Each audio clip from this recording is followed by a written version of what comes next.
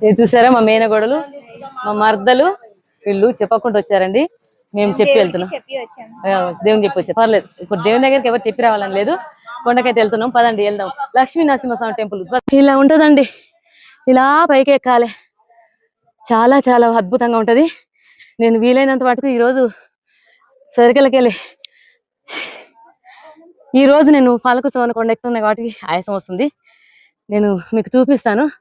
ఈరోజు సొరంగంలోకి వెళ్ళి కూడా వెళ్ళాలన్నా చూపిస్తాను. ఇలా వెళ్ళాలి, ముందుండి సొరంగంలోకి వెళ్ళాలి, ఇలా రావాలి. సొరంగంలోకి వెళ్ళి వచ్చిన వాళ్ళు ఇలా రావాలి. నేను మీ అందరు చూపించడం కోసం అయితే ట్రై చేస్తాను. ఇవ్వండి, మా తమ్ముడు వెయిటింగ్ చేస్తాడు ఇక్కడ.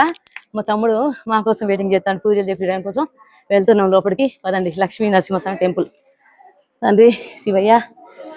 లక్ష్మీ నరసింహస్వామి అంటే విష్ణుమూర్తి, శివుడు కలిసి ఉన్న టెంపుల్. ఇక్కడ టికెట్స్, ఇక్కడ పులిహోరకు ఏదో అమ్ముతారు. చాలా అద్భుతమైన టెంపుల్ అని చూడండి. గజస్తంభాన్ని దర్శనం చేసుకొని తర్వాత మనం నందేశ్వరం దగ్గరికి వెళ్దాం రండి.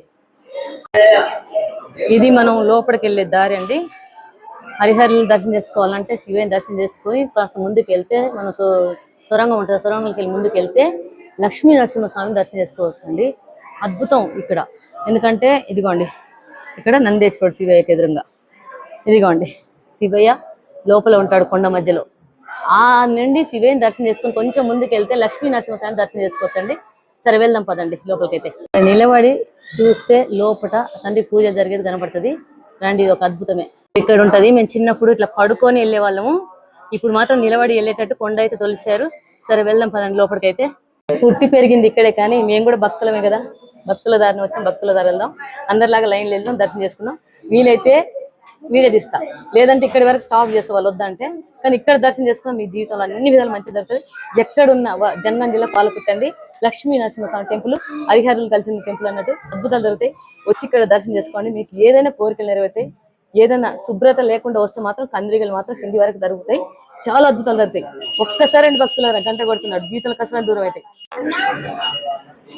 ఇందులో ఉంటాడండి శివయ్య, లోపల ఉంటాడు. ధూమ్ చేయడానికి నేను గుండె చూశారు కదా. గణేష్ మహారాజ్ ఫస్ట్ దర్శనం.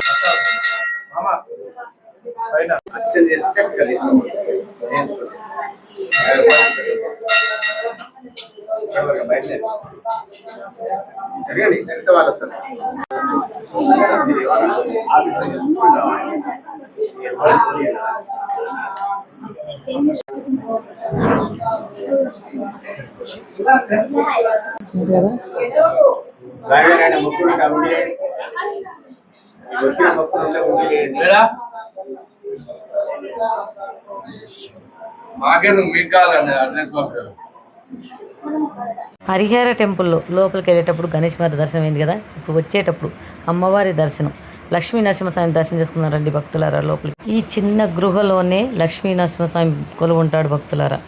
ఇది జనగాం జిల్లా పాలకుర్తి. దయచేసి వీడియోలు మొత్తం చూడండి. ఇక్కడ హరిహరులు కొలువు ఉంటారు, లక్ష్మీ నరసింహస్వామి శివుడు ఇక్కడ కొలువు ఉంటాడు.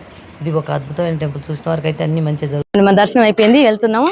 వ్యూ చూపిస్తాను చూడండి, ఎంత బాగుంది చూసారా, ఎంత బాగుంటుందో చుట్టూ. ఒక్కసారి వస్తే మీకు తెలుస్తుంది. ఇక్కడ చూసారా, అక్కడ ఏదైనా కోరికలు కోరుకున్న వాళ్ళు కొబ్బరికాయ ముడుపులు కడతారండి. ఆ కోరిక నెరవేరాక తండ్రికి ఏమి ఇవ్వాలో అప్పుడు వచ్చి.